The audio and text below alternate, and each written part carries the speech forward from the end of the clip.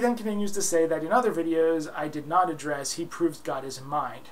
He uses an argument from intelligent design to argue evolution is intentional and requires a mind guiding it.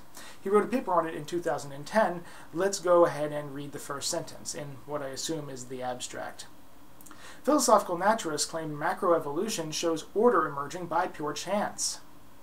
Yep, in the very first line he commits a falsehood, entirely leaving out the completely non-random force of natural selection and accusing naturalists as only having chance to drive evolution. Now his paper explaining his position is rather long, but thankfully we don't have to go point by point going over a lot of the same intelligent design arguments we've heard a dozen times before. We can simply show an example that debunks Polis's claim. Take a look at these designs. Not only do they have structures that enable efficient movement, but they also utilize various strategies to reach their goal, which is to be closer to the block than their opponent after a set amount of time. Can anyone point to the mind which designed these structures and behaviors? You can't, because there isn't one. These were not programmed into this virtual world. They started off as 2 blocks, and through simulated random mutation and natural selection, all of these various simulated creatures came about.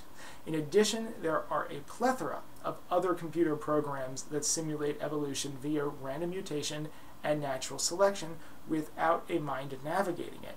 And they work just as well when the computer is alone than when a person is in the room. So intentionality has nothing to do with this. So unless Dr. Polis is willing to argue that God is guiding the computer programs to produce the varied and complex structures and behaviors we see here, his argument is falsified. Now, he also argued that the law of nature and the laws of nature are intentional since they have aboutness. The law of conservation of matter and energy is about matter and energy. Therefore, it requires a mind.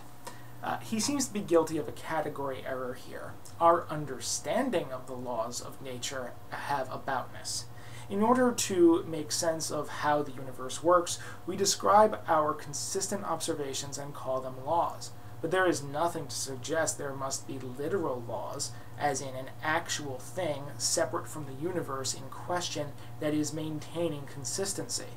For example, if there is no way to create or destroy matter, then we could say there is a law of conservation of matter and energy.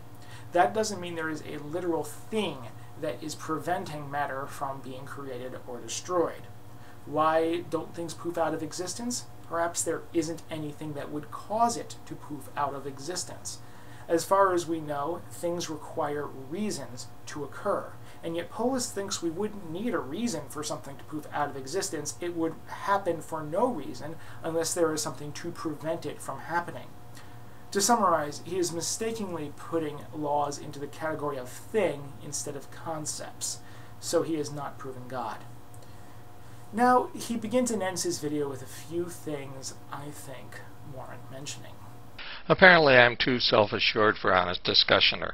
I should be more submissive and docile and uncertain of my conclusions. To conclude, it's clear that HonestDiscussioner really is upset about having his faith questioned. That reason applied to science leads to very different conclusions than those allowed by his belief system is terribly disturbing to him. So disturbing that he feels it necessary to launch personal attacks against me. I have no animosity toward the man, but I think that he ought to get his emotions under control. I sincerely wish him peace. Dr. Polis, when I asked you to watch a video of mine, you jumped to the conclusion that I hadn't seen any of your videos, even though I did. When I pointed out that a simple thing like asking why we don't see more fossils could take hours to fully refute, you jumped to the conclusion I was accusing you of this, and that all believers must look the same to me, despite me only using that as an example. When I didn't have access to one of Chalmers's books, you jumped to the conclusion that I must not have read anything of his. Now you say it must be your confidence that bothers me, that I want people to be docile and submissive to me, that I don't like having my beliefs challenged. How dare you, sir? I have built this channel on honest discussion between peers. I have always openly sought out dissent from my opinions and beliefs. I regularly discuss religion with Christians who are far more effective at arguing for Christianity and against naturalism than I've ever seen you be. People like Rational Roundtable, UNFF Wildcard, Gambler, these people who have never been submissive to me, who constantly push me intellectually, and for that they have my highest respect, and I proudly call them friends. There are many Christians on YouTube I respect and who in turn respect me, like Bossman103, Epidemic 2020, and even the Archbishop of the Canadian Russian Orthodox Church, All Saints Monastery. So in the future, Dr. Polis, if you truly wish me peace, the next time you wish to lay an accusation at my feet, the next time you want to point your judgment at me, at least have something to base your presumptions on.